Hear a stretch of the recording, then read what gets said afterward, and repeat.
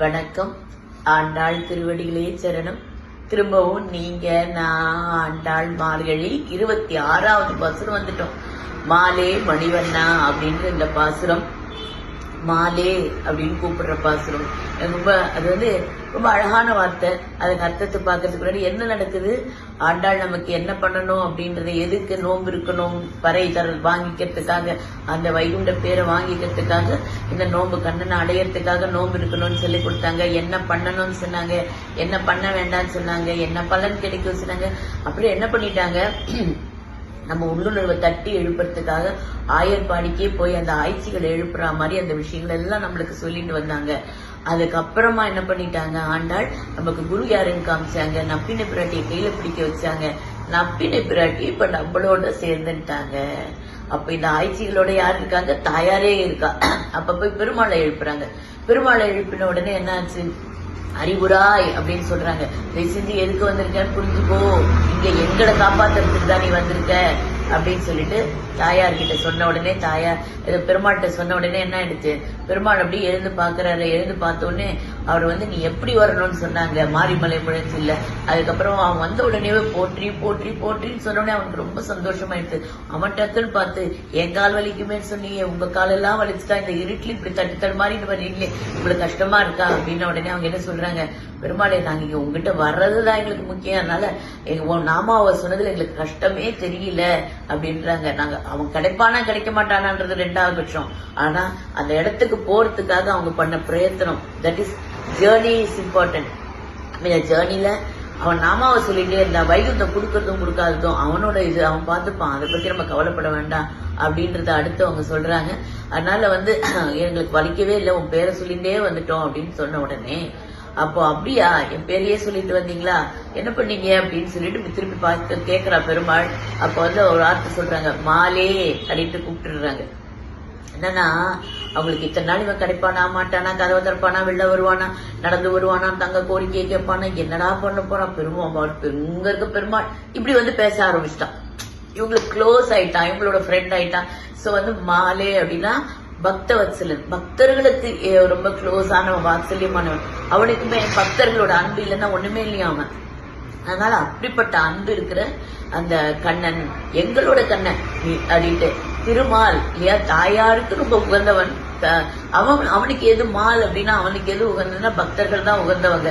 அப்ப அந்த திருவிழா மகாலட்சுமிக்கு உகந்தவன் இல்ல, இப்போ எங்களுக்கு உகந்தவன் அப்படின்ற மாதிரி அவங்களுக்கு ஒரு என்ன சொல்றது, ஒரு பொசசிவ்னஸ், ஒரு க்ளோஸ்னஸ் எல்லாம் வருது. அதனால அவங்க அந்த வார்த்தை என்ன சொல்றாங்கன்னா, மாலே அப்படின்ட்டு கூப்பிட்டுறாங்க, பக்த வத்சலனே அப்படின்ற மாதிரி சொன்ன உடனே அப்படி பாக்குறாரு பெருமாள். பார்த்தோன்னே மாலே மணிவண்ணா அப்படின்னு சொல்லிடுறாங்க. சோ இந்த பாசுரம் இப்படி வருது. அது வரத்துக்கு முன்னாடி ஒரு வாட்டி இந்த பாசுரத்தை நம்ம சொல்லிடலாமா, மாலே மணிவண்ணா மார்கழி நீராடுவான், மேலையார் செய்வனகள் வேண்டுவன கேட்டியேல், ஞாலத்தை எல்லாம் நடுங்க முரல்வன, பாலன்ன வண்ணத்துன் பாஞ்சு சன்னியமே, போல்வன சங்கங்கள் போய் பாடுடையனவே, சாலப் பெரும்பரையே பல்லாண்டு இசைப்பாரே, போல விளக்கியே கொடியே விதானமே, ஆலி நிலையாய் அருளேலோ ரம்பாவாய். வருது. அப்போ மாலை கருத்து சொன்னேன் இல்லையா, அப்படி எங்க பக்த வத்சலா அப்படின்ட்டு கூப்பிட்டுட்டு அவங்க அடுத்தது என்ன சொல்றாங்க அப்படின்னா, மணிவண்ணா அப்படின்றாங்க. என்னதான் நீ எங்களை கோகுலத்துல படாத பாடுபடுத்தினா கூட, ஆனா நீ உன்னை விட்டு நீங்கவே முடியல, நீ உன் பேரழகோ அப்படி இருக்குடா கண்ணா அப்படின்னு சொல்ற மாதிரி மணி போல எங்க மனசுக்குள்ள அப்படியே ஆடிக்கிட்டே இருக்கேன், உன் சௌந்தரியம், உன் அழகு அப்படின்னு இவங்க சொன்ன உடனே சிரிக்கிறானா கண்ணன். அட எங்க அம்மா எப்ப பாரு யசோதா மணிவண்ணான்னு தான் கூப்பிட்டு இருப்பா, எங்க அம்மாக்கு நான் எப்ப பாரு அழகன்ட்டு நினைப்பு, அதனால அவ அப்படிதான் சொல்லுவா, நீங்களும் அதே ஐச வைக்காதீங்க, என்னதான் வேணும் உங்களுக்கு அப்படின்னு சொல்றாங்க. அப்பதான் அவங்க சொல்றாங்க, ஒரு விரதம் அப்படின்னா ஒரு குடும்பத்துல ஒரு முறை, ஒரு வழக்கெல்லாம் இருக்கும் இல்லையா. இப்ப இந்த ஒரு தை மாசம் வந்த உடனே சில குடும்பங்கள்ல புத்துக்கு பால் தெளிக்கிறதுன்னு சொல்லுவாங்க, போய் புத்துக்கு பால் விட்டுட்டு வருவாங்க ஆடி தையில. சில குடும்பங்கள்ல வரலட்சுமி நோம்பு பண்ணுவாங்க. யார் பண்ணிருப்பாங்க, நம்ம மூதாதையர்கள் இல்லையா, வழி வழியா அந்த வழக்கம் இருந்தா நம்ம செய்வோம் இல்லையா. அப்படிதான் இங்க இந்த விரதத்தை இதுக்கு முன்னாடி இருந்தவங்க எப்படி இருந்தாங்க, விரதம்னா பெரியவங்க தான் எப்படி இருப்பாங்க கேட்டுக்கோ அப்படின்ற மாதிரி, மேலையார் செய்வனகள் பெரியவங்கள்லாம் வேதம் சொல்றதை செஞ்சாலும் செய்யாட்டாலும் பரவாயில்ல, நம்ம வீட்டு குல வழக்கப்படி பெரியவங்க செய்யறதை செய்யணும், அதுதான் விஷயம். அதனால மேலையார் செய்வனகள் வேண்டுவன என்னெல்லாம் உனக்கு தெரிஞ்சுக்கணும்னா, கேட்டியேல் அதான் அவன் தான் கேட்டுட்டு இருக்கானே. கேளேன்னு திருப்பி எதுக்கு சொல்றாங்கன்னா, இந்த 1000 பெண்கள், அந்த 5 லட்சம் பெண்களும் வந்து நிக்கிறாங்க இல்லையா, அவங்க அழகுல அப்படியே மயங்கி காதுல விழாம போயிடுச்சுன்னா, அதான் திருப்பி அலர்ட் பண்றாங்க. அறிவுராய் மாதிரி நீங்க கேட்டியே அப்படின்னு சொல்லிட்டு, ஞாலத்தை எல்லாம் நடுங்க முரல்வன அப்படின்னா, இந்த உலகமே அப்படி கிடுகிடுக்க செய்வான். எப்போ பாரத போர்ல வந்து சங்கு எடுத்து இப்படி ஊதினான்னா என்ன ஆகும்? அப்படியே பூமி அதிர, எல்லாமே அதிரும் இல்லையா? சோ அந்த சங்கநாதத்தை என்ன பண்ணுவாங்க? இப்ப போன இந்த பாசுரத்திலயும் பார்த்தோம் இல்லையா, மாரிமலை மொழியில அந்த சங்கநாதம் ஒலிக்கு அவன் கிளம்பி வருவான் இல்லையா? அந்த மாதிரி அவன் புறப்படணும்னாலே, ஒரு விஷயம் நல்ல விஷயம் நடக்கணும்னாலே சங்கநாதம் செய்யறவங்க இருக்காங்க. இப்போ பெங்கால்ல வந்து அவங்களுடைய பூஜை முறையில எல்லாம் அந்த சங்கு எடுத்து அந்த இது சங்கநாதம் எழுப்புவாங்க. அதனால வந்து ஒவ்வொரு சில பூஜை முறைகள்ல அது இருக்கு, இன்னமும் கோவில்கள்ல இருக்கு. சோ அதனால அவன் என்ன பண்ணுவான், அவங்க சொல்றாங்க மேல அந்த வந்து ஞாலத்தை எல்லாம், உலகத்தை, ஞானம்னா உலகம், நடுங்க முரல்வன, நடுக்க செய்யற அளவுக்கு பாலண்ண வண்ணத்தூன் பாஞ்ச சன்னியமே. சங்கு எப்படி இருக்கும்? வெள்ளவேளேன்னு இருக்கும், பால் போல. அவங்களுக்கு தெரிஞ்சதெல்லாம் அந்த பால் தயிர் வச்சுதானே சொல்ல முடியும். திருப்பி பால் போல, அதான் உண்மையும் கூட இல்லையா? பாலண்ண வண்ணத்தூன் பாஞ்ச சன்னியம். அந்த சங்கம் என்ன? பாஞ்ச சன்னியத்தை தானே அது சங்கோட பேரு. நல்ல பாஞ்ச சன்னியம், ஞானத்தை எல்லாம் நடுங்க முரல்ல பாலண்ண வண்ணத்துன் பாஞ்ச சன்னியமே. போல்வன சங்கங்கள் போய் பாடுடையனவே சால பெரும்பறையே அப்படின்னா, இங்கெல்லாம் போறோம்னோ நம்ம என்ன, அதுக்கு முன்னாடி ஒரு அறிவிப்போட போவோம் இல்லையா? அதுக்குதானே அவங்க அந்த பறையை கேட்டாங்க.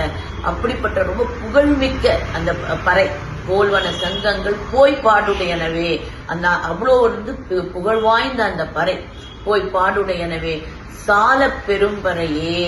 பெரிய பறை, அதை கொடு, அதுல சங்க கொடு, அப்புறம் பறைய கொடு அப்படின்றாங்க. இதெல்லாம் நாங்க எடுத்துட்டுதான் அந்த அந்த பூஜையை நாங்க செய்யணும் அப்படின்னு சொல்றாங்க. சால பெரும்பறையே பல்லாண்டி செய்ப்பாரே. ரங்கநாதர் கோவில் நம்ம ஸ்ரீரங்கத்துல என்ன பண்றாங்க? பெருமாளுக்கு முன்னாடி யார் போறாங்க? பல்லாண்டு பல்லாண்டு பல்லாயிரத்தாண்டு அப்படின்ட்டு அரையர்கள் போறாங்க இல்லையா? அப்ப எனக்கு அரையர்கள் அனுப்பி வை, இதெல்லாம் பாடுறதுக்கும் பல்லாண்ட பாடுறதுக்கு ஒரு கோஷ்டி வேணும் எனக்கு. நான் இப்போ உனக்காக விரதம் இருக்க போறேன், எனக்கு என்னெல்லாம் வேணும்? ஆரம்பிக்கிறதுக்கு சங்கு வேணும், அறிவிக்க பறை வேணும், பல்லாண்டு பாட அரையர்கள் வேணும், இத்தனையும் வேணும். பல்லாண்டு செய்ப்பாரே. அப்போ நாங்க போகும்போது அந்த அரையர்கள் கொண்ட பாடுறத நாங்க அனுபவிக்கணும் இல்லையா? அவங்க முகத்தை பார்க்கணும் இல்லையா? கோல விளக்கே, அதுக்கு எனக்கு கூட நாங்க கையில எடுத்துன்னு போறதுக்கு விளக்கு வேணும், கொடியே அப்படின்றாங்க. அப்போ நாங்க வரத அறிவிக்கிற மாதிரி ஒரு கொடி எடுத்துன்னு தானே போனோம். அந்த கொடி இருக்கணும் இல்லையா? அவன் அங்க இருக்கான்றதுக்கான இதுதானே. அந்த கொடியில இருந்து நம்மளுக்கு நாங்க எதுக்கு வர பாருன்ட்டு அந்த கொடியே தோன்றது எதுக்கு இருந்தாலும் முன்னாடி ஆரம்பிக்கிறாங்க இல்லையா? எந்த ஒரு இப்போ ஒரு தேரோட்டம், ஒரு 10 நாள் உற்சவம் பண்றாங்கன்னா முதல்ல கொடி ஏற்றுவாங்க இல்லையா? அப்ப கொடியே விதானமே. ஒரே பனியா இருக்கு, எங்களுக்கு மேல ஒரு மேற்கூரையோடு இப்படி போவாங்களாம். அந்த ப்ரொசஷன் அப்படி போகும்போதே அப்படி நாங்க மேற்கூரையோட எங்களுக்கு வேணும். அந்த நோம்ப ஃபுல்லா நாங்க இந்த 30 நாளும் இருக்கிறதுக்கு கொடியே விதானமே அப்படின்னு சொல்றாங்க. சோ சால பெரும்பறையே பல்லாண்டி செய்ப்பாரே கோல விளக்கே கொடியே விதானமே, அதெல்லாம் எங்களுக்கு கொடு, ஆலி நிலையாய் அருளேலோ ரம்பாவாய் அப்படின்ட்டு வருது இந்த பாசுரம். என்னன்னா உடனே இதெல்லாம் எங்களுக்கு எதுக்கு வேணும்னா, ஒண்ணுமே இல்லடா கண்ணா, உன்னுடைய இந்த பிரதத்தை எதுக்கு இருக்கீங்கன்னு கேட்கிறான் கண்ணன். அப்ப சொல்றாங்க, உன்னுடைய முகம் பார்த்து உன்னோட நாமாக்களை எப்பவுமே சொல்லிட்டு இருக்கணும். யார் இதை பண்ண முடியும்? அவன் முகத்தை இப்பமே பார்த்து அவன் நாமாக்களை சொல்ற பேர் யாருக்கு இருக்கு? நித்திய சூரிகளுக்கு இருக்கு, வைகுந்தத்துல இருக்கு இல்லையா? சோ நாங்க வைகுந்தத்துக்கு வரணும் அப்படின்றத இப்படி சொல்றாங்க. அதனால வந்து என்ன சொல்லிடுறாங்க, எங்களுக்கு இதெல்லாம் நீ கொடுக்கணும் அப்படின்னா, என்னால இது என்ன, என்னால இத்தனைலாம் கேட்கறீங்க, சங்கு கேட்கறீங்க, பறை கேட்கறீங்க, வழக்கு கேட்கறீங்க, இதெல்லாம் கேட்கறீங்களே, எனக்கு முடியுமான்னு தெரியலையே அப்படின்ட்டு பெருமாள் அப்படி யோசிக்கிற மாதிரி பேசுறானா.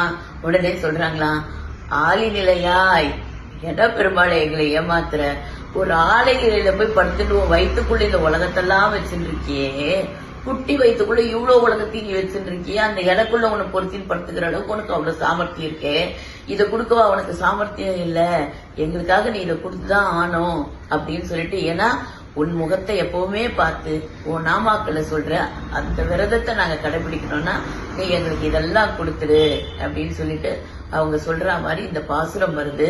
இது மூலமா திருப்பியும் ஆண்டாள் நம்மளுக்கு என்ன சொல்லித்தரா அப்படின்னா, ஒரு விஷயத்த பண்ணணும்னா முறைப்படி பண்ணணும். அந்த முறை எப்படி இருக்கணும் அப்படின்னா, வழி வழியா வந்திருக்கிறது, கல்ச்சரை விட்டுடாதீங்க. எவ்வளவு அழகான விஷயம் இல்ல. இன்னைக்கு கலாச்சாரத்தை தொலைச்சதால்தான் நிறைய பிரச்சனை இல்லையா?